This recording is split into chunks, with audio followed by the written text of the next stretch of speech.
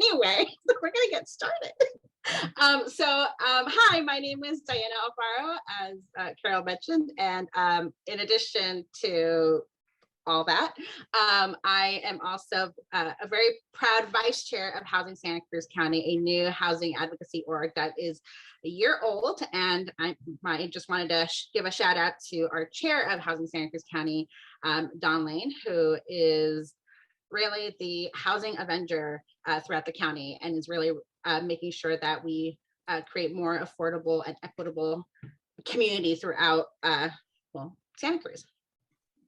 And I will be starting with a brief presentation and then introducing our panelists. And we're going to be starting with Carolyn since she has to get off early. And if there's any time for questions for her, we will do that. But if not, we're going to go and jump in with Leanne Bonney, who will be presenting about the city perspective. So with that, I'm going to get started. And May is Affordable Housing Month. So you can go to the Housing Santa Cruz County website and find more information there. So what is affordable housing? It is housing that is affordable to people who pay 30% of their income or less. So HUD, according to HUD, you shouldn't pay more than 30% of your income for rent or your mortgage or whatever. So that's how much you should pay for housing. As we know, people pay a lot more than that in the community, and we'll get into that data a little bit more. Affordable housing can be rental or home ownership. So these images that you see here, the top image there with the red is St. Stephen's Senior Housing. We had a program there a few years ago, and that is 40 units for seniors just outside the city limits of Santa Cruz in Live Oak. And then below is, I believe, it's home ownership units in Aptos. And I don't remember the name of that development, but those were about 20 home ownership units in the county of Santa Cruz. And inclusionary housing, you hear that term going around quite a bit. What is inclusionary housing? Well, it's a number of units set aside within a building that is deemed affordable at different affordable levels according to whatever jurisdiction that is in. Did want to add that you can have a master plan community that has certain parts, certain buildings that are deemed affordable. So for example, I worked on a development in the former Fort Ord, a master plan community with over 1,000 units, and 15% of the units that were supposed to be built are supposed to be affordable. So we have a building there that is 66 units that is completely affordable for people of 60% area median income and below. So what is area median income? AMI, another term that folks hear a lot. So HUD comes out with this methodology each year about what the median income, that person in the middle, if you were to line up every single person in the county of Santa Cruz, how much does that person in the middle make? And they use that to determine the eligibility to live in affordable housing. So if you are at 80% or less of median income, that means that is a low income individual, and anything above that is moderate or high income. And just to understand what 80% means, that is considered low income, 50% is defined as very low income, and 30%, which is not shown here, that is defined as extremely low income. So this is what this chart looks like this year. So 100% of area median income, so that person in the middle or that household in the middle is making that yellow line there. So $108,900 is 100% of area median income. And then the math is done to determine everything else below. I wanted to show 15% of area median income because that's usually Social Security income for a person. So for a senior or for a homeless individual. So they're not getting a lot of money, but I did want to show that for those purposes. And again, HUD comes out with this data on a yearly basis around this time of year. So April, May. And what does that mean in terms of jobs? So you know, what is California minimum wage right now? $15 an hour. So $15 an hour is $31,000 a year. So that is less than 30% of area median income in Santa Cruz County. So if you live in Santa Cruz and you're making minimum wage and work full time, you are extremely low income. So, but what does that mean for other essential services and jobs? So our firefighters, we know we desperately need firefighters. A couple of years ago, we had the CZU fires, and a lot of our personnel went up to North County to really help these fires, and they make $85,308. So they are low income individuals. Our firefighters are low income individuals. Our nurses are just above that. They're not low income, but they might as well be. And an associate Cabrillo faculty member, this is actually something that made me very depressed and very sad. So associate faculty, formerly known as adjunct faculty, they are capped at how many units they can teach. They can only teach about 67% of a regular faculty load on a single campus. And so the most they can make at Cabrillo is $47,000 a year. So that means they have to go to Monterey Peninsula College or Hartnell or San Jose City College to try to get more income. So that means they're adding a commute to their lives. And a fully credentialed teacher doesn't make a lot either. And when you put that, like when it comes to home ownership, because that's the goal, right? The American dream was to become a homeowner, right? Well, this is the cheapest house I can find on Zillow as of Monday of this week. And it was $1.1 million, 3-bedroom, 2-bath, 1,600 square feet. A down payment for that is over $200,000. And if you were to get a mortgage, which assuming a 5% interest rate, but I read and look out a couple of days later that it's usually about 2.25%. It's almost $5,000 a month. So using the 30% limit that HUD has out there, they would need to make $188,000 a year, or 173% of area median income to afford that house, plus have 20% in the bank to buy this home. And as you know, a lot of people are paying cash now. So I don't know many firefighters or teachers or nurses that have this money in the bank right now. And in terms of rent, our average rent is about $2,500 a month. And according to this housing needs report by the California Housing Partnership, you need about 3.2 jobs to live in Santa Cruz County. And this is a very recent report that came out earlier this month. And so this No Place Like Home study that was done in 2014 was still very relevant. 70% of those who live in Santa Cruz County are experiencing a rent burden. The numbers may have grown by then. You know, 2016, it was a little bit more affordable to live here, not that much. And so it's mostly impacting people of color. So I definitely wanted to just set this stage for you so that our speakers can tell you about what are some things that are happening throughout the county and the city to help alleviate the rent burden and all the other issues that are happening in our community. Because as you know, we have teachers leaving, we have young families who can't afford to live here anymore. And it is definitely changing our city. So with that, here are our panels today. And I'm going to start with Carolyn, do her intro, and then she can get started, and I'll do Lee and Bonnie's intro afterwards. So Carolyn graduated from UC Davis with a degree in civil engineering and has worked for the county of Santa Cruz for the past 20 years. The first 5 years there, she worked for Public Works in roadway operations and worked on a lot of infrastructure projects and development of the watershed-friendly road maintenance policies.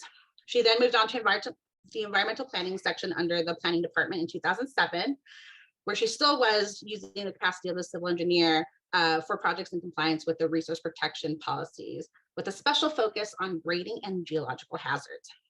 And then she was then promoted to senior civil engineer, overseeing the environmental planning section, where she acted as department liaison for the county's Primo Pi process improvement onward permit improvement efforts, the real stretch there with the acronym, program, and was recently promoted to Assistant Director of the Department of Community Development and Infrastructure, which integrates both Public Works and the Planning Divisions.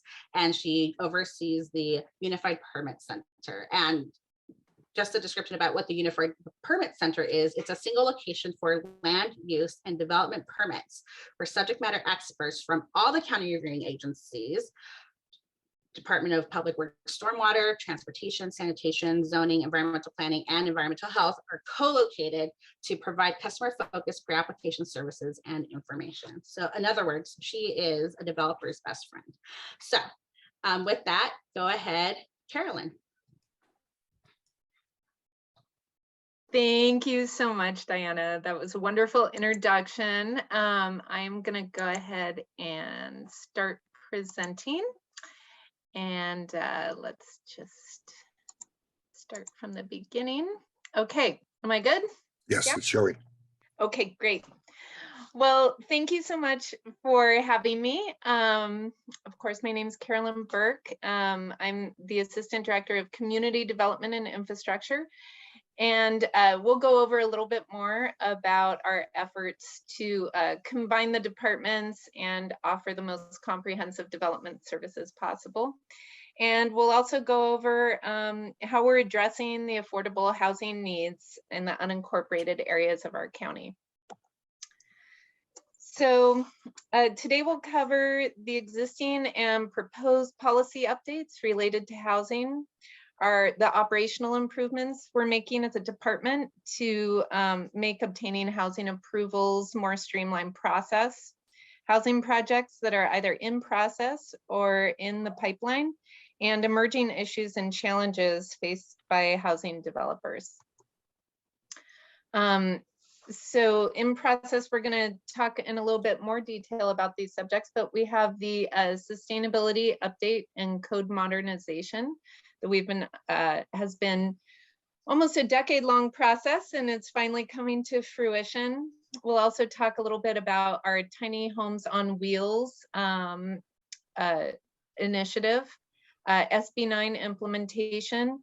We'll go over some completed projects, including workforce housing, density bonus, and BMR updates, and then how we're streamlining the ADU development process.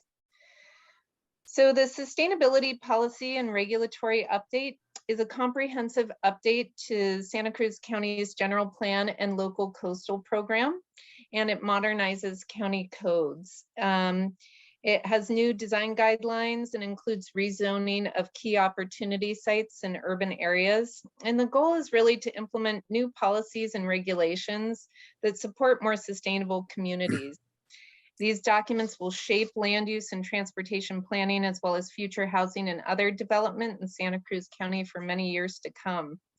You can go to our website for updates. We have a very user-friendly website there.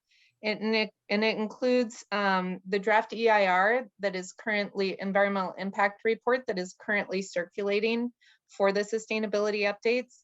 And you can view the changes to the general plan, code, design guidelines, all by subject.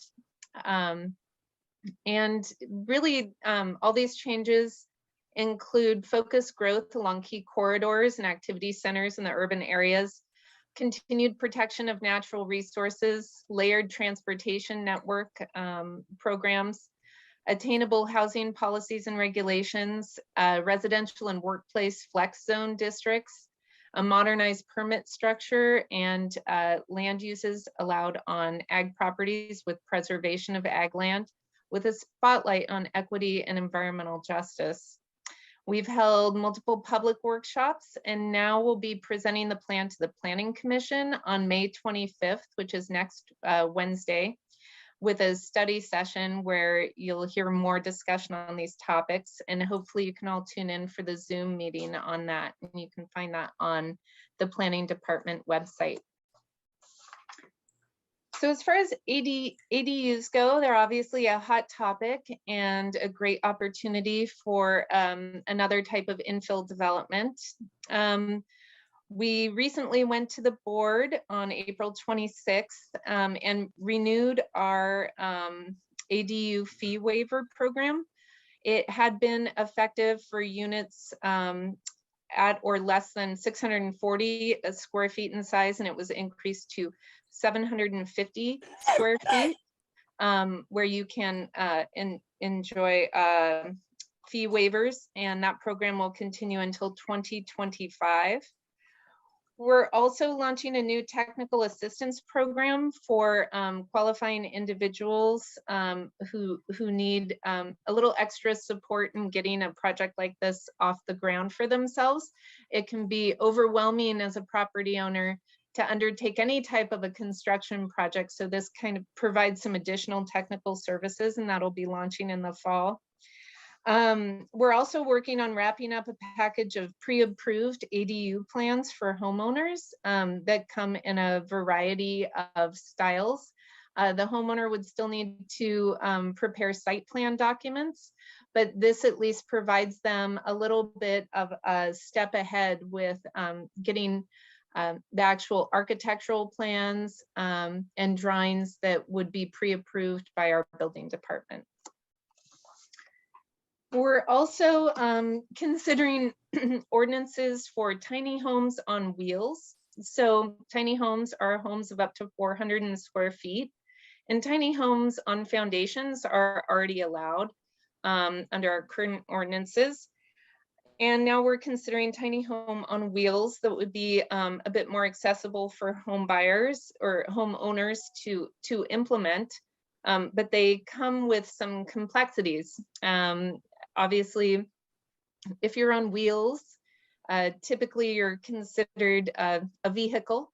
And so there are some things that we have to think about as we're considering an ordinance, including the number of these that would be allowed per parcel, the geographic location of these, development standards, home design, utilities, and permitting.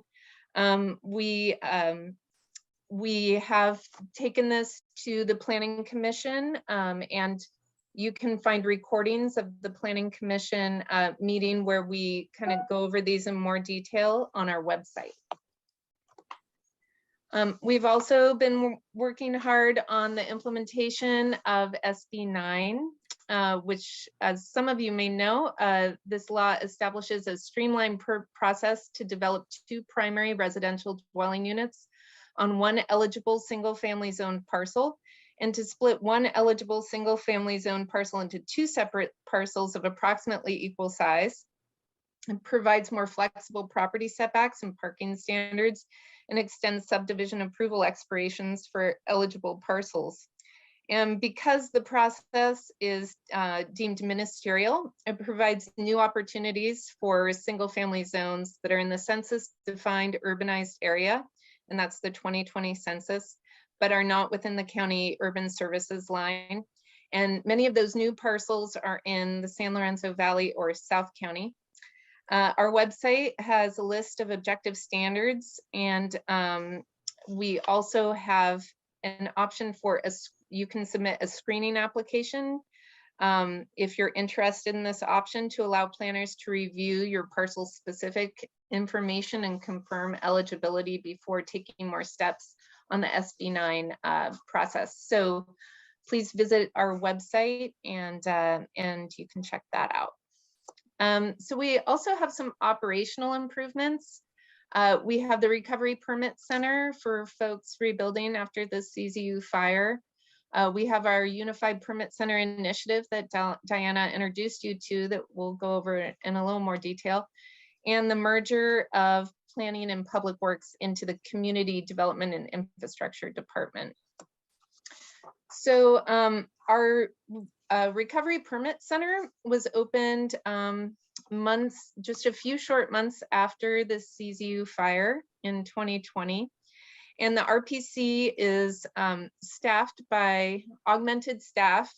We have hired a consultant, Four Leaf Incorporated, that has supported rebuilding in Paradise and Sonoma County and Napa County. And they really specialize in providing client-centered services They provide self-scheduled appointments for folks, as many appointments as you need to get the support you need for rebuilding. The Recovery Permit Center is tightly engaged with our new Office of Response, Recovery, and Resilience that was established after the CZU fires to help in just this way, as well as the long-term recovery group through Community Foundation Santa Cruz County. And, you know, really everybody comes together to help rebuilders overcome the hurdles related to all areas of rebuilding, from rental assistance and mental health support to overcoming obstacles related to construction affordability and state and local code requirements. And it's really been successful in many ways in helping this trauma-informed community come together, and in a time where all of us in every different area of housing development are having issues, but for them, it really is time critical that they get back into their homes. So you can go to the website listed there, and you can also take a look at our recovery dashboard that shows our progress towards getting folks permitted and back into their homes. Currently, we have, as you know, there were 911 parcels affected by the CZU fire. There are 152 dwelling permits that are issued or in process, and another 136 that have been cleared for their building permit application. So when we look at the number of people that have contacted the Recovery Permit Center, about 600 parcels, individual parcels, have contacted the Recovery Permit Center, and almost 300 are in process or ready to be going into the building permit application process, which has been expedited. We have a 10 business day turnaround on your building permits for recovery permits. So we're encouraged by that, and we will continue evolving our responses to those rebuilding. As you know, the price of construction right now is prohibitively expensive, so we continue to support them at each turn. Operationally, we have undertaken the Unified Permit Center initiative. This was the concept first came up about a year ago with the Board of Supervisors, and really the focus is on having one location where folks can access timely and accurate information, get pre-development information and clearances so that they can have a more sure path to development. We've heard the desire to have more shortened plan checks for things like just upgrades and maintenance of your current property, and really provide customer service and public access to our permitting services. So the UPC, as we call it, it co-locates the county reviewing agencies for real-time information. And as Diana had mentioned, the county reviewing agencies include environmental health, public works, which is stormwater encroachments and transportation, zoning, environmental planning, and building. Our improvements include a physical remodel of the planning counter to the current planning counter to incorporate all these different divisions. And that's in the planning stages, and probably will be starting construction within the next 2 years, hopefully sooner, but it all depends on funding, of course. We have some new staff members coming online, as with many of our partners in other jurisdictions. We had, some shifting of staff take place after the pandemic. So as those new staff members come online, we'll be cross-training them across all disciplines to support a more informed and complete submittals coming in the door, which streamlines our process. We also have a pretty comprehensive website redesign that's in the works.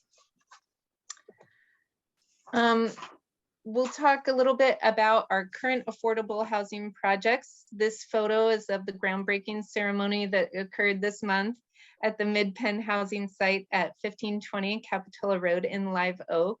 57 affordable apartments will be built in a mixed-use development with 2 new community health clinics on a commercial site that was acquired from the county's former redevelopment agency. And I see Diana's excitement. We all share in that excitement. So our current affordable housing projects include Capitola Road, which is currently under construction with a completion in late 2023. We have Pippin 2, phase 2, which is in Watsonville with they're breaking ground in June with completion in approximately 18 months. Rodeo Creek Court, which is a Habitat for Humanity projects. It has 4 units built and sold already and 7 homes under construction. We also have Project Home Key projects, which is permanent supportive housing, including regular rental housing and supportive services, including case management for tenants if they need it. So far, only the Vets Village up in the San Lorenzo Valley has received a Home Key award. The others are awaiting news from HCD, but include 36 units in SoCal, 7 units in Santa Cruz, and 94 units in Watsonville. The Santa Cruz and Watsonville Home Key projects are located in cities, and the County Human Services Department agreed to submit home key applications on those cities' behalf at their request. And so we're happy to be able to provide that service for them. We also have another potential home key project in Freedom, possibly for round 3 of the home key awards. It would include transitional housing for 10 young adults and renovation of an existing residential care facility for youth, which had been decommissioned. And then we have, this is a list of all fully entitled density bonus projects in our current development pipeline. Most are in building plan check or set to begin construction soon, except for Pleasure Point Plaza, which is, they're trying to overcome some financing challenges. And this list does not include the recent 100% affordable projects, which also got density bonuses, which are the 17th and Capitola and Rodeo Creek Court projects, which were on the prior slide. So for future opportunities, you know, the adoption of our sustainability element is going to make some new parcels eligible for infill development. And the tiny home updates that we covered that will also provide some unique options and more affordable options for folks to be able to accommodate ADUs. We also have our housing element update, and I would welcome you to go to our website for more information on that. We have some additional projects in the pipeline, a Mid-Penn project at 578 Green Valley Road. We have East Cliff Village, the Lumber Yard, and others that are in due diligence and pre-development phases. We also have opportunities for CDBG disaster relief. So the owner-occupied rehab, we have 46 million potential dollars for owner-occupied rehab and home buyer assistance for CZU fire survivors only. And that would be for owners of the affected property and if that property is their primary residence. And then there's 43 million for rental projects that can be used anywhere in the county, including the cities. So there are a number of challenges, and some of these are familiar and some of these are emerging. Obviously, neighborhood opposition continues to be, you know, one of the primary issues with higher density projects. And state legislation is obviously attempting to deal with that on one front, and we continue to you know, try and educate the community. Weeks like this are important to let people know the needs in our community. We also have opposition in some regards with local coastal commission staff, which oppose the use of density bonuses in commercial and mixed use zones in the coastal zone. County staff does not agree with their interpretation, but it does cause conflicts, and it can take time to work those out. So also, there's a lack of stable funding for operations and development financing. This is the loss of the redevelopment agency housing set aside. There's also extreme cost escalation and labor supply shortages for construction, labor, and materials, and land cost escalation, of course. The spike in interest rates for mortgages and construction financing also poses a challenge. And the large volume and frequency of housing and land use legislation coming from the state, as much as it takes down some barriers, it does pose challenges. From a staffing perspective, we need to constantly learn and implement new state laws, and it does take planning staff time away from processing applications and administering the housing programs and projects. And hopefully, as we get more familiar with these types of proposals, we'll be able to streamline that on our staff's end as well. That's definitely a priority for our new Unified Permit Center. And so, yeah, that covers what I have to present today. And I'm sorry that today I am time restricted. I would love to take questions, but I think we are pretty close to when I turn into a pumpkin. Ooh, yeah, we're we're a little beyond 10:30. So I appreciate your time, and please feel free to take a look at our website. Definitely look at our sustainability website and our vision for our new Santa Cruz County. And do contact us if you have any questions. Suzanne Issei is a wealth of knowledge, as any of you know who know her know.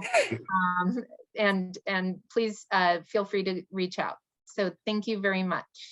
Thank you, Carolyn. And we do have a question, but we'll hold that and email you. Okay, sounds. So thank you for joining us today. Absolutely, yes. And please do, if anyone contacts me, I will make sure you get to the right person. Thank you so much. Thank you. Okay. So moving on to the city of Santa Cruz, and we have two super awesome people joining us today. Our first is Lee Butler, who has over 21 years of experience in the public sector, working with cities of Santa Cruz, San Jose, Gilroy, and Santa Clara. And he has served as our planning director and community development specialist for the city of Santa Cruz since 2017. And for the past 18 months, he has also been overseeing the homelessness response work in the city. In his development roles, he has worked on a wide range of award-winning projects, such as the Envision San Jose 2040 General Plan, the Gilroy 2040 General Plan, and my favorite, the Santa Cruz Housing Voices and Housing Blueprint Project, which, by the way, was awesome. And he's worked on entitlements for many thousands of units. He has a bachelor's degree in environmental sciences from the University of Virginia, and he is a member of the American Institute of Certified Planners. Then we also have another super cool person, Bonnie Lipscomb, who in March 2022, she was named Person of the Year by the Santa Cruz Chamber of Commerce. So she's been awarded a super awesome person. Great. She is also the economic director for the city of Santa Cruz and executive director of the successor agency, or the former redevelopment agency. She has been with the city of Santa Cruz since 2007 and has over 25 years of experience in economic development and community development, including over 20 years in local government working on public and private development projects, most notably in Santa Cruz, the Warriors Arena, the Tannery Arts Project, the Monterey Bay National Sanctuary Exploration Center, and the Riverwalk Apartments. And coming soon, a whole bunch of other stuff. And Bonnie is a founding member of the Santa Cruz Works and the project for entrepreneurship with the University of California, Santa Cruz. But Bonnie is also currently a board member for the Bay Area Development Company, a CDC licensed and regulated 504 lender. And she has an undergraduate degree from Tulane and a master's in environmental policy and administration from the University of Michigan. So with that, take it away. Lee, I think, is first. All right, thanks so much, Diana. And thank you, Carol and Mike, for inviting us this morning. I'm gonna share my screen here and we will get going. We see it. All right, great. And you've got the presentation screen, not the notes one? Yeah. Yep, we got it. Great. All right, thank you. All right, so all the challenges that Carolyn was talking about and that Diana was talking about with the housing costs here. Now, one of the big implications of that is our, let's see, there we go, our homelessness numbers. And unfortunately, those costs have a direct implication on the ability of people to afford housing here. And a lot of those folks end up unhoused. And we have one of the highest per capita homelessness rates in the country. And that is a direct implication of our not just local ability to provide housing, but regionally and across the state. And it's really a national problem, but it's felt really strongly here in our region. And how do we fix homelessness? Housing. So we're going to talk a lot about housing production, but Bonnie's going to set the stage a little bit with some of the local trends that are contributing to the significant costs. Great, thanks, Lee. And just for all of you who are with us today, we are going to be kind of jumping back and forth during the presentation. So you already had some, and Diana did some great framing for this, so I'm not going to go through all these bullets, but I think a couple of things interesting to note. This is data through 2021. Going into 2022, we're actually now at 1.5 million for median sale price within the city of Santa Cruz. And notably, when you look specifically at the home prices, you look that during the pandemic, costs have risen dramatically. The same thing for rents, 20% jump from 2020 to 2021. And when you look now at the rising interest rates, you can expect those asking rents in Santa Cruz to be even higher. So those pressures, we've already been in a housing crisis, for well over a decade, some would say even more, and it's only getting worse. So the pressure and the desire to build affordable housing at all levels in our community is desperately needed and really felt by the city. And it's a real focus for us across departments. And this just further shows median wages relatively flat over the last 10 years in Santa Cruz.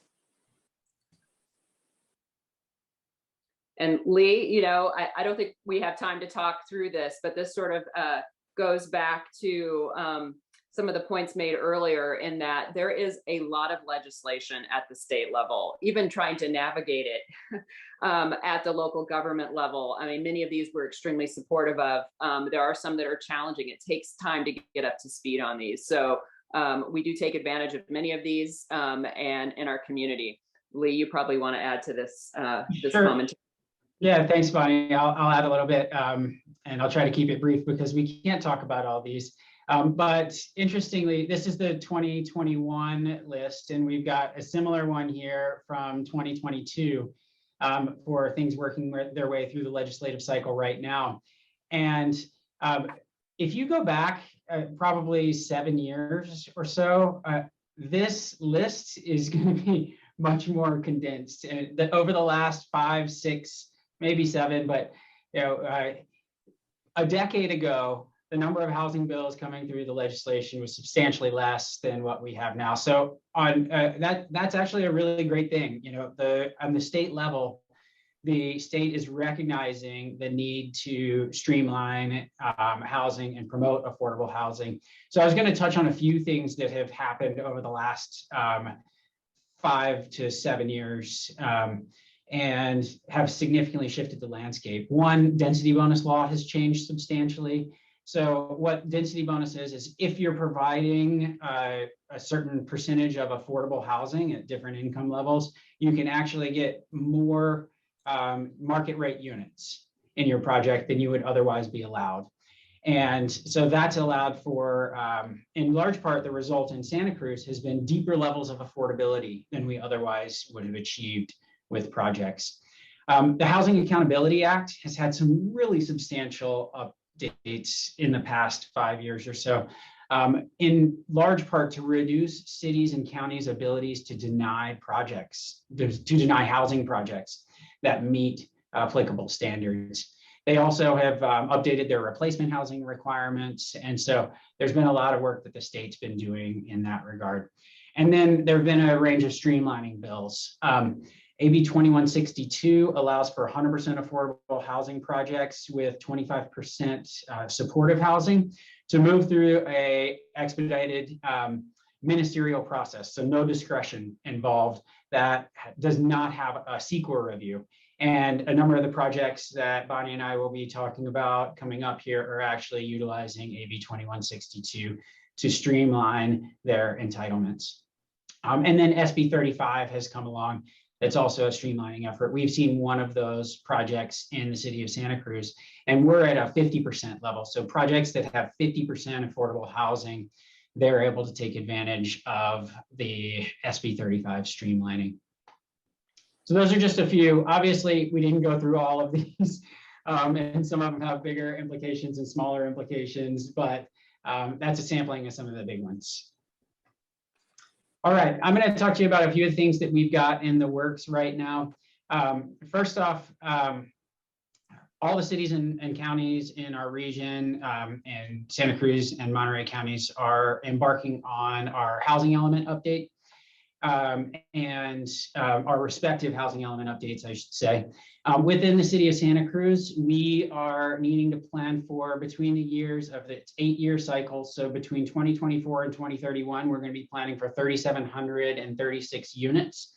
And there are some changes between this housing element cycle and previous ones. In particular, a focus on affirmatively furthering fair housing, looking at segregation issues, assessing fair housing practices, examining the relationship of available sites to areas of high opportunity, and advancing fair housing principles.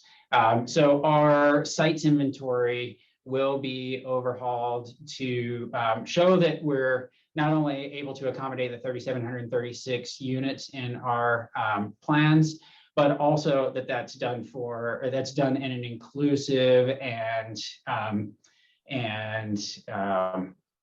a manner that's affirmatively furthering fair housing.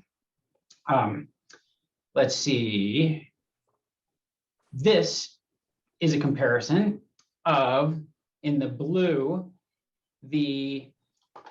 I'll use this. In the blue, the current RHNA goals. And then this is what we have for 2024 to 2032. It's increased 5 times. And we've done a great job. You can see here, these are the units that we've produced in the last 7 years in the green. And we've met our RHNA totals in all but the very low income category. And we are pretty confident that within the next year and a half, we are going to meet our RHNA goals in every single income category. So that is a really, really great accomplishment. That's been something that all of our teams have had a lot of work in doing, and the private sector and nonprofit sector as well. Diana, your team has been a part of that, and many others. I hope and I want in 8 years to be able to stand in front of you and say the same thing for that next cycle. But we have some really, really significant goals. If you look at this, we're around 180 or so very low income units, versus here we've got 850 very low income units that we need to plan for. So we've got a lot of work ahead of us, but we're all up for the challenge, and we hope to partner with a lot of different groups to get there. So what are some of the things that we're doing? We've got our objective standards process that will clarify, here's what's needed. Here are the design standards that if you are meeting these, you are expected to be able to move forward in an expeditious manner. And those will also help ensure that we've got a really great design aesthetic for new development that's coming through. We recently updated, it's almost been 5 years now. Back in late 2017 and early 2018, we increased the heights in the downtown area south of Cathcart and north of Laurel Street. And it went up to Soquel here along the river. And these height increases, you can see from 50 feet in some areas to 85 feet. Those spurred a substantial amount of development, and we're going to talk about some of those development projects momentarily.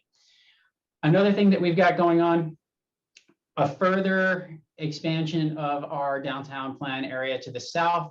You can see we expanded heights in this area, and this project is looking at expanding heights south of Laurel down to along Front Street to the roundabout. And you can see here in the different scenarios, we're actually planning for a big chunk of our next RENA cycle growth to be able to be accommodated in this south of Laurel area. But as we're thinking about this, we need to remember that buildings last for 60, 70, 80, 90, 100 plus years. And so we're really thinking about this. Yes, we've got a lot of development that's needed for this next cycle, but these buildings will last for 10 plus RENA cycles. And when we're seeing that go up 5 times, those numbers go up 5 times as much between 8 years ago and now, I'm expecting the state's going to continue to increase those requirements for us. So we're looking at really taking advantage of that really sustainable place to grow in close proximity to jobs and housing. Hey, Lee, just Yes. On the last slide, one thing I'd like to add is as we look at this planning area that we're studying right now at the city, and when you look at that chart on the right, and something that Carolyn said earlier, I really want to emphasize is the challenge that we have as a community, as a city, as an unincorporated county, is getting community support for density in some of our commercial corridors.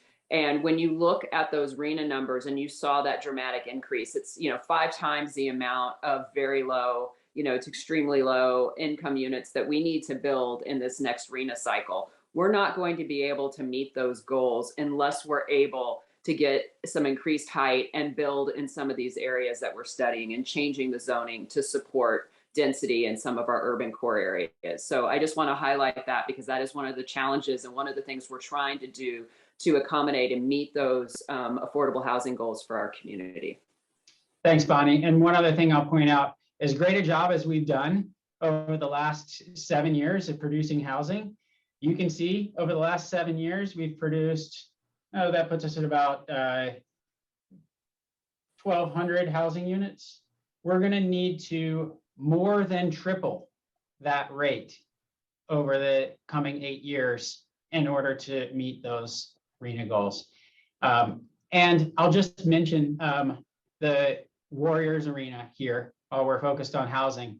One of the benefits and one of the things that we're looking at doing as part of this project is finding a permanent home for the Santa Cruz Warriors as part of this project as well. So let's jump into some of the projects and things that we've got going on. Right now, from preliminary review through construction, we have about 813 deed-restricted affordable housing units that are in the pipeline. About 224 of those are permanent supportive housing units. And we have over 2,300 units in process. So let's jump right in. We're gonna talk a little bit about this. Bonnie, anything that you wanted to point out about this other than here's a lot of the stuff that we've got going on in the downtown, because we're going to talk about a number of these projects specifically. Yeah, I want to just take a second and talk about, these are numbered projects that are in our main downtown core and the proposed downtown expansion area. And Lee's specifically going to touch on 5, 6, 7, and 8. I'm going to touch on 1, 2, and 3, and 4. We'll probably both go back and forth a little bit between these. But the point I want to make, I was making on the earlier slide, we do have a lot of community opposition, very healthy engagement to building multifamily housing in Santa Cruz. Where we have been the most successful has been in our downtown core. And so it's also an opportunity because we own a number of surface parking lots in the downtown. So some of the projects you're going to hear about and see today are projects that we've been able to really take advantage of city-owned parking lots. We've been able to assemble additional adjacencies and build projects. And so we'll go into that, but I really need to point out on some of our other commercial corridors, you're going to see a concentration on our downtown because that is where we've been able to be most effective in building affordable housing. And as we look at this new proposed downtown expansion, the challenge we have as Santa Cruz, where we're so built out, is that there are fewer and fewer opportunities. So when we talk a little bit later about future opportunities, you'll see where we're focusing and how we're trying to assemble the parcels necessary to do significant multifamily for the next RENA cycle. Great, thanks, Bonnie. Let's jump into the projects. So the first one here is 428 Front Street. This is the east side of Front Street across from the Metro Center. And this is going to have 175 total units, 20 of which are affordable, 15 at very low income, at 5 at low income. It has ground floor commercial. This is the first project that is going to really change how we interact with the river. And for years, you know, that river levee looking towards the downtown, that's all the backs of buildings. It's kind of no man's land back there. So this elevation that you're seeing here is along Front Street, but on that back end of these buildings, the river levee is going to be extended out to that second level of these buildings. And these paseos, these 2 paseos that will provide access up to the Riverwalk, will be lined with active uses. And then along the river levee, there'll be outdoor seating and some commercial that wraps around with restaurants and so forth. So the character of how we interact with the river is really going to change from sort of an afterthought to a celebration. And this is something that's going to be really exciting as that stretch between Soquel and Laurel starts to redevelop. Another project that's right adjacent to that one is, this is the southeast corner of Soquel and Front Street. This is 530 Front, and this has about 276 units, with about 37 of those being affordable. And this is where you can see how the river is really going to be engaged and enlivened and celebrated, as opposed to how we've experienced that over the past 60 plus years. This project here is under construction. This is looking at where the Taco Bell used to be. This has 205 market rate units. The inclusionary requirements for this, the project met their inclusionary requirements by dedicating land to the city, adjacent land to the city. And we are about to begin construction on one of those projects, but I will let Bonnie talk about that. And again, this has a ground floor commercial, and it spans between Pacific, Laurel, and then Front Street on the backside. Pacific here, front on the backside there, and Laurel here. And Bonnie, you're muted, Bonnie. Thanks, Lee. I just want to take a second and talk about something that's a little bit distinct. As Diana mentioned earlier, we're the former redevelopment agency, and some of you may know that redevelopment agencies, a part of their responsibility and objectives are to build affordable housing in the community. So even though redevelopment was terminated in 2012, that desire and interest in our community has not gone away. And we've been able to continue to develop properties, doing public-private partnerships with developers in our community. And we're going to talk about a few of those today. Some of the advantages of doing that is that we can really leverage city-owned land. We did a specific RFP for all of our city sort of parking lots in the downtown to really assess which ones are most suitable for affordable housing development. And I'll go through those today. One of the other things we can take advantage of is that we can really participate and leverage our affordable housing funds. So just in the last year alone, for the 3 projects that we're going to talk about, we've been able to secure through grants and HCD grant matches over 62 million in affordable housing funds to build these projects. So there are some real benefits of having the city be a co-developer on projects. And I would say one of the other major benefits is that we can actually really target and focus on delivering those units at that very low and extremely low income levels for our arena categories. And so each of the 3 projects that the city's involved in, we're really getting at some of those hardest projects to build. They're the most expensive projects to build that meet our arena goals for very low and extremely low.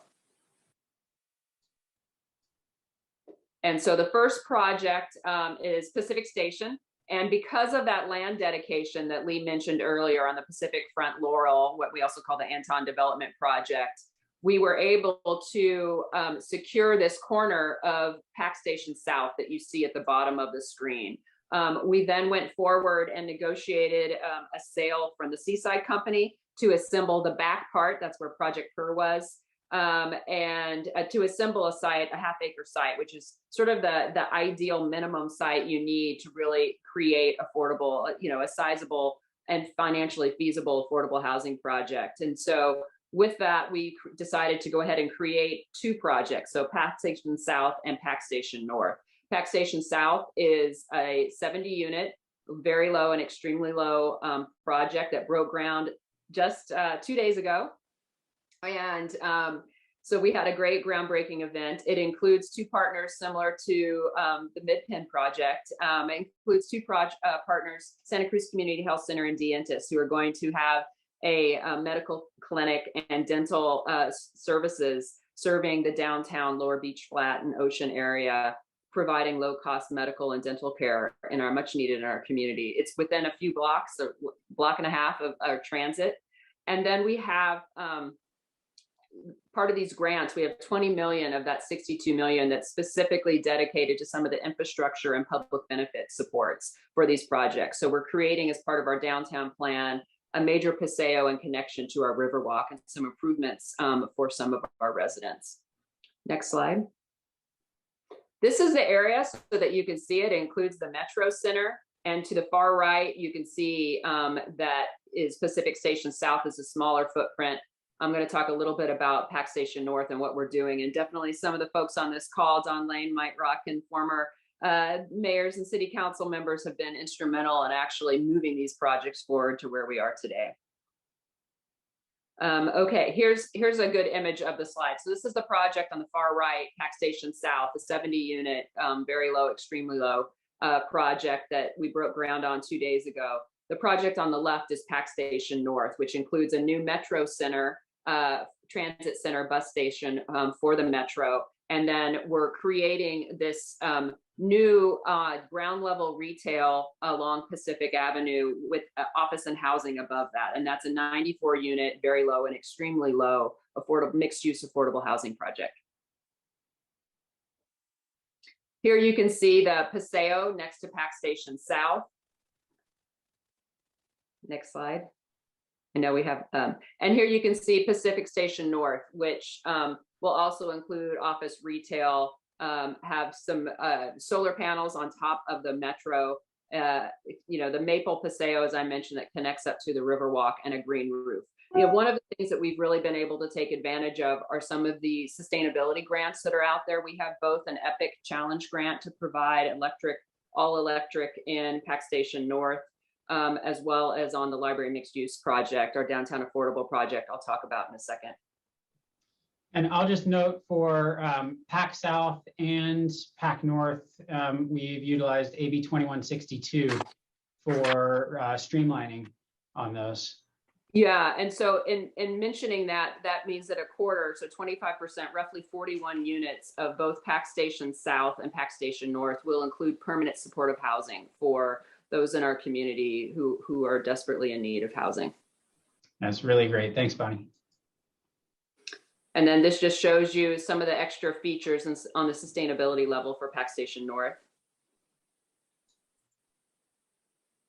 Again, the Paseo. Some of the landscape features. And these are all funded through our infill and infrastructure grant that we received and our affordable housing sustainable communities grant. So this is part of the 20 million in grant funds specifically for the infrastructure improvements. Next slide.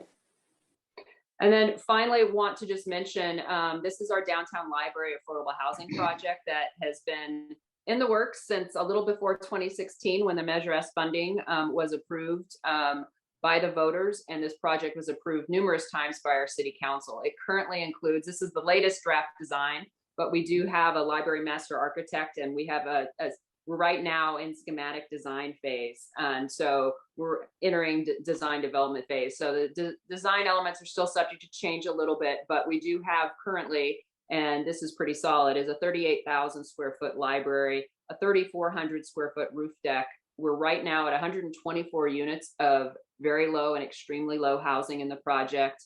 We're also including a 2,000 square foot childcare facility that includes open space, and then roughly 245 to 310 vehicular parking spaces. And it's actually closer to 280 at this point, secured and bicycle parking spaces that's included in the parking component of the project. Next slide. This is one of the benefits of doing a mixed use project is that we can leverage funding. We have foundation, shared foundation costs, utility costs, our soft costs, which is all that pre-development costs are shared across the library, across affordable housing, which allows us to get more library and better public amenities for the housing and for the entire project. So this just shows how expansive the new public library component is going to be and is a real amenity for the affordable housing in the project. Next slide.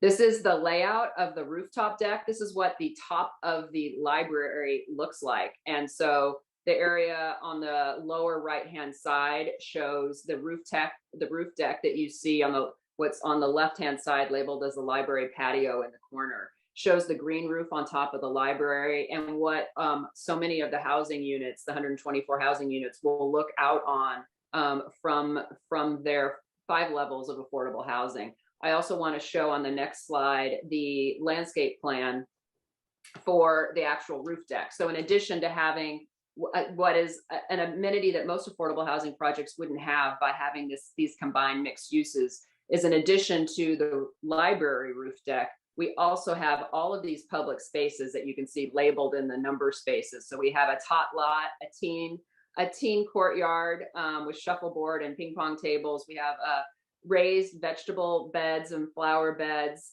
We have numerous community gathering spaces. Those are just some of the amazing amenities that we've been able to include in this project. Next slide. And again, the sustainability. This is going to be a zero net energy building. It's going to be all electric. You can see both on top of the library with the green roof and the solar energy, both on the library and the housing. We've also designed the parking levels so that in the future they could be convertible to other uses. Next slide. And then finally, we're sort of sharing this one. We've been working, this is also another 2162 project. This is 65 units, 25% is permanent supportive housing. And it does include on the left-hand side of the project, another paseo that connects in our downtown plan, thanks Lee, that Cathcart corridor that will go along Cathcart and connect with our other paseo up into the Riverwalk. And that is actually, as part of the public-private element of this, that is city-owned land that's enabling that paseo. So we're really partnered with the developer to maximize that benefit for what those public amenities feel like for this project. And then we've also worked with the developer to make sure, as this project faces the downtown library affordable housing project I just showed you, that's across the street, to really having an active street front with that 3,400 square feet of commercial and retail with the housing above and behind. I'll turn it back to you, Lee. Great, thanks, Bonnie. I'm going to go through quickly because we've got a lot of fairly large projects that are happening in the city. I'm going to go through them quickly, and we're happy to go back and answer questions at the end, and then we'll wrap up with one other planning process that we are embarking on shortly. So let's jump right in. Down by the roundabout, across from Depot Park, we have 130 Center. This was approved, and actually this week they submitted building permits. So we're excited that they're moving forward with that quickly. This is 233 single room occupancy units, with 35 of them being affordable at 50% of the area median income. So low, very low income there. And then some ground floor commercial as well. Nearby, across from the Dream Inn, this project is in process. It is with the Coastal Commission right now, but the city has approved 89 condos, and 8 of those at 50% AMI, 2 of them at 80% AMI, and ground floor commercial as well. Moving over to Coral Street, this is the northwest corner of Highway 1 and Highway 9. We have entitled a 120 unit permanent supportive housing project. And that's 100% affordable, except for the manager's units. And that they are seeking no place like home funding, and they may seek Project Home Key funding. They're looking at how they're going to get that together. They have submitted building permits, but I don't expect that they'll pull building permits until they get some of those grant opportunities lined up. 314 Jesse Street. Diana, you're familiar with this one. You want to present this one? We've got 50 total units that are in the works here, except for all affordable except for 2 managers units. And this is all 100% supportive housing. There are 14 or so units that are there now. Diana, is that right? Yeah, we have 14 existing units, and we're going to redevelop it into 50. 35 of the units will be for homeless individuals, and the other units will be for those returning to the community. So great. Thank you for your work on that, Diana. We're really excited about that project. Yeah. We just approved in the last month or so 20 affordable units. This is a housing authority owned property at 415 Natural Bridges, right at the tracks there. I put this one in there not because it's in the works, but because it was recently completed, and we want to celebrate those recent successes as well. This was a long time in the works. This is at 350 Ocean Street, and it is a 100% affordable project, minus the 1 manager's unit. So 62 affordable units here, and ground floor commercial. 908 Ocean Street is in the works right now. They are about to start work on their environmental impact report. 390 small ownership units, or likely shifting to our new flexible density unit type, and 78 of those approximately will be affordable. 831 Water Street, we mentioned the SB 35 project application. Depending on how they do that project, that will have between 55 and 82 affordable units, and that has 141 units in total. 515 Soquel is a recent application that has 43 units, with 7 of them as affordable. And then we've got a handful of other projects in the works that are adding up to our 800 plus units of affordable housing that we've got in the works. And one quick thing that I'll point to, and Bonnie can talk about one other opportunity site in this area before we close, but we are looking at doing a master plan for the Coral Street area, the area highlighted in yellow here. Really, we want to get our nonprofit service providers and the city and county stakeholders together to really understand what are the key needs for services, and how are we going to really best look at our investments and the phasing of our investments out there as we seek to maximize the homeless services options that we have out here, as well as permanent supportive housing options. And we showed the 120 permanent supportive housing units that project is right here. And we'll give one more opportunity that Bonnie can speak to. Actually, Lee, if you could go back to the last one Sure. for just a second. I just wanted to mention, this is another really good example of a public-private partnership, because we have multi-layered ownership on this Coral Street campus. You know, we have city ownership, we have private ownership, and we just acquired at the city the 125 Coral Street that is on the left-hand side of the screen. That's really enabling this master planning process, along with the property, which I think the Housing Matters has a first right of refusal on the Polar Automotive across the street. So it's really looking at how can we leverage and assemble sites, which is a real challenge in our community being built out, to sizably be able to plan for significant affordable housing going forward.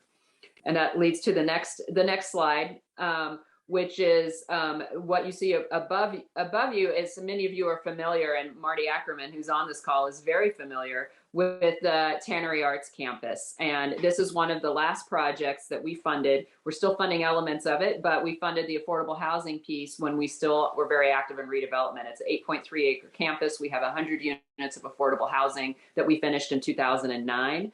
But this is also a major opportunity for us that we've been working really hard on.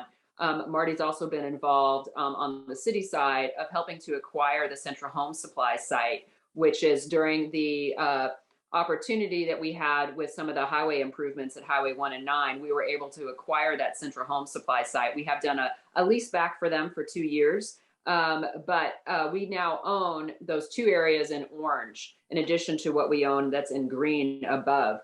So if we're able to acquire, and we've been regularly meeting with Caltrans owns that purple swath right in the center.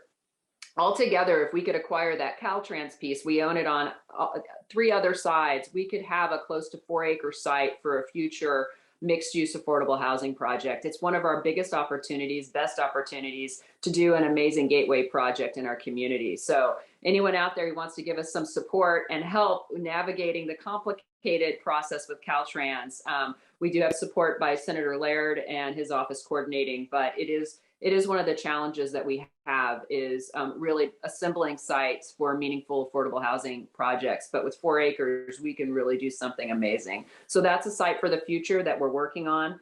And the more support we can have for dedicated funding streams locally to be able to both support our nonprofit affordable housing partners and being able to cover permit fees, you know, which is a major role that the city can play for Mid-Penn, Eden, for all of them, as well as being able to assemble sites so that we can partner with affordable housing developers to create more housing going forward.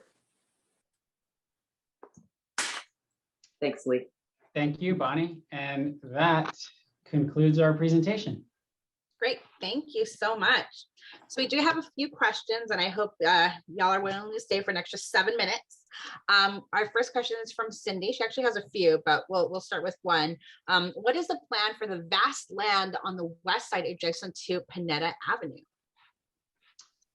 So on the west side, adjacent to Panetta, so first off, that whole area there within, that's been experiencing some new development has plans for has plans approved actually for hundreds of residential dwelling units, as well as hundreds of thousands of square feet of commercial and industrial space. And so there are still some really significant development opportunities just within that portion of the area. To the west of that, we have job production lands. So those are industrially zoned and have industrial general plan designations. And it is really critical for us, while we're talking about housing here, the preservation of employment lands is one of the few things that's equally as important, if not more important, than the provision of housing. We need jobs here, both from an environmental sustainability perspective, as well as a fiscally sustainability perspective. So the city actually ends up often spending more money on residential development over time versus employment actually keeps the value and provides revenue to the city. So that revenue is then able to go back towards affordable housing and towards things like social services. But the preservation of those industrial lands also allows us to have people walking and biking and using active transportation to get to the jobs. So that is a really critical component.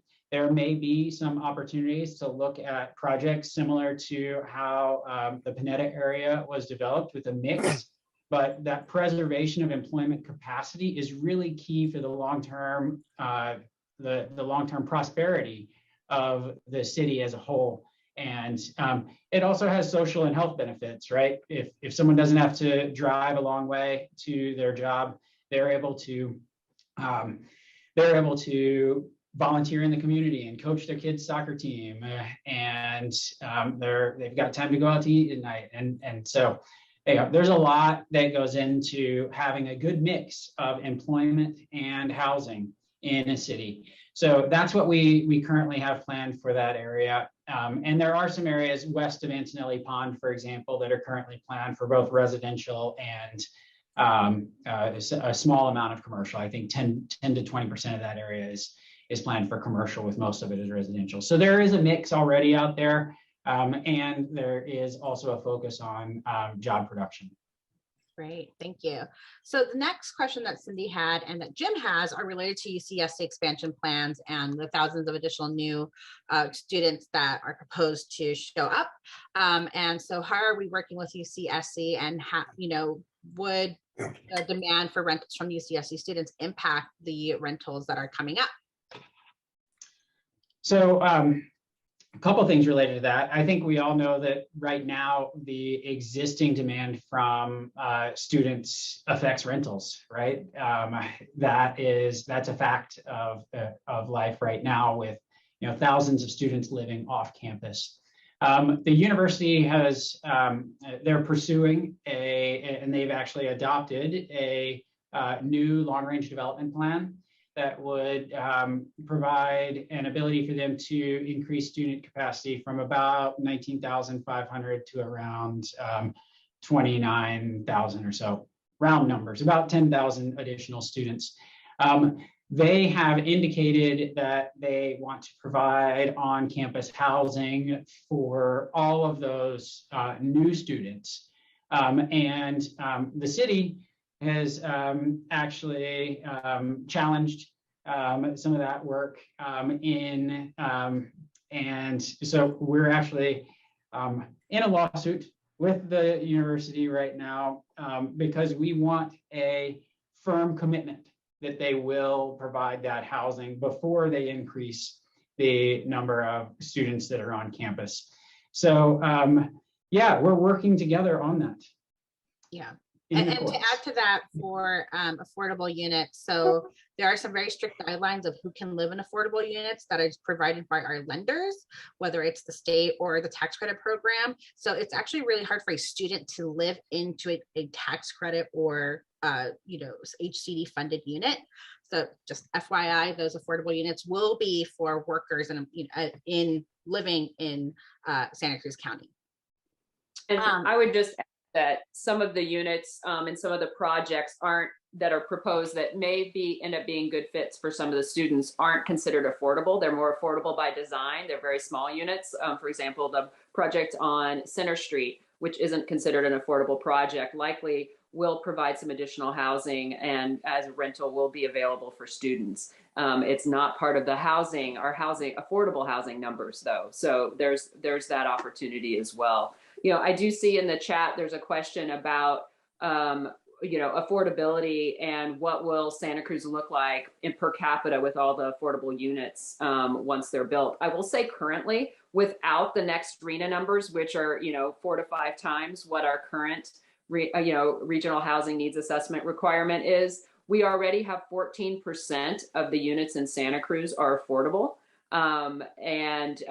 It's going to be interesting to see when the RHNA numbers are completely finalized for other communities, how other communities are successful as well in meeting their affordable numbers by category. So we're 14% now affordable within the city. I would say when you compare that to many other cities, we're doing extremely well. But we also know that the need here in Santa Cruz is also so much larger than many other cities because it is so expensive to live here. So time will tell how we do. I think with the projects in the pipeline, we'll probably be doing better than other communities would be my guess, but it's still not enough for what is needed for our current housing crisis.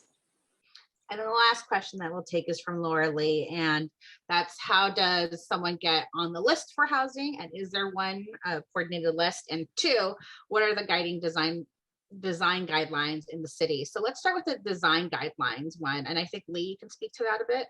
Sure, I'll speak to that briefly.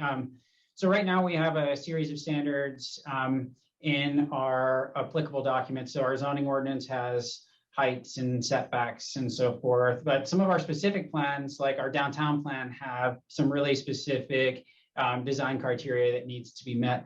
But I want to bring us back to outside of those areas, the objective design standards for multifamily housing, that process is coming to a conclusion soon. We're bringing information to the Planning Commission in June with those draft standards, and then they'll hopefully be ready for the council by August. Mm-hmm. And so I'd encourage you to take a look at those. Those will identify how the building designs will be shaped for the areas outside of our specific plans where we don't have as many design standards. And so that will really affect the aesthetic of our community. And I encourage you all to take a look at those. They're really comprehensive and detailed. And if you have questions or comments on those, please convey those to us as we're bringing those forward to the hearing bodies in the next few months. And then could I ask a question? So I didn't put it in the chat. But... Oh, I just want to answer the first question that sure, of course. Laura had, which was how does someone get on the list? And Bonnie, I'm hoping you can. Yeah, so we have a great website. I should have had a slide to show that. It's called choosesantacruz.com. Our housing division is economic development and housing is our department. And the housing division maintains an incredible website of tenant-based resources for renters in Santa Cruz. Thank you, Diana. And if you click on that link and look at the affordable housing resources page, you'll see also a link to low-income rental units in Santa Cruz County. It actually, if you click on that, it takes you to the Housing Authority page, which is also a great resource. And you can actually click on and get on the wait list for many of these projects. So that's like the first stop if you're interested in getting on wait lists or finding out what's available in our county. The other would be if there's individual projects you're interested in, generally they all have their own websites. And Diana, you can talk about that as well. And you can go directly and get on the wait list for those. Yeah, and there is legislation also coming up that will consolidate into one large wait list of people for housing. So that's currently being looked at. Because right now, if you were to try to get into one of our mid-pen units throughout Santa Cruz County, you would have to call each property individually. Really sucks, but that's the current process because each of them has its own ownership entity and process. So with that, Mike, you have the last question. So clearly, this is an urbanization of our downtown. There's no hiding from that. In order to meet our housing needs and not put double the density in our residential neighborhoods, which we're not doing, it's got to go somewhere. And we're building these urban things. I know when we were rebuilding Pacific Avenue, people were concerned at the height of these new buildings. We're going to like make downtown feel like a canyon and so forth. And as it turns out, the design criteria that were attached to the building on Pacific Avenue is such that I think people will honestly say if you sit on Pacific Avenue at one of the outdoor restaurants or at a table or just walk down the sidewalk, it doesn't give you that feeling. That there's design requirements that step back the buildings in a way so you don't feel that you're caught in a bunch of canyons between huge buildings. And I'm wondering to what extent the projects you've talked about today, many of them downtown along in the downtown area, are they also being built with those kinds of considerations in mind? so that even though we're going to be, again, there's no stepping back from the fact that it's not going to look like a little sleepy town that we used to be. It's going to be a lot more urban than it was, but will it be built in a way that makes people still feel that they're comfortably walking in a small community and not, you know, in the canyons of Wall Street or something? Yeah, this, Lee, it's a question for you, but I'm going to jump in since we have 3 of those projects. And you know, Lee, you mentioned the downtown design guidelines. Those include everything that all the projects in the downtown are following currently. So it includes articulation of the building, so it doesn't seem like a solid mass if you're on the street, so that you feel dwarfed. There's setback requirements as well. So if you're standing on, you see the commercial retail, that 18 to 20 foot, you know, ground level. And then there's stepping back and articulation, so it doesn't feel like a solid massive building. So we're very sensitive to how does this integrate into the urban core, and you see that in each of our projects. So if you look at both Pacific Station North and South, you're going to see that, as well as the Downtown Library Affordable Housing Project. You see a lot of the articulation that goes in and out with different areas. You see step back so that there's it's not a fully shaded. If you're underneath it, you can really get the sun and the sunlight. So those are important elements for all of our projects. Thank you. Yeah, I would just add, thank you, Bonnie. Are you seeing the 428 Front Street project here? Yeah. Yeah, so the paseos are really one way that we're not only providing access, but also breaking up some of that massing.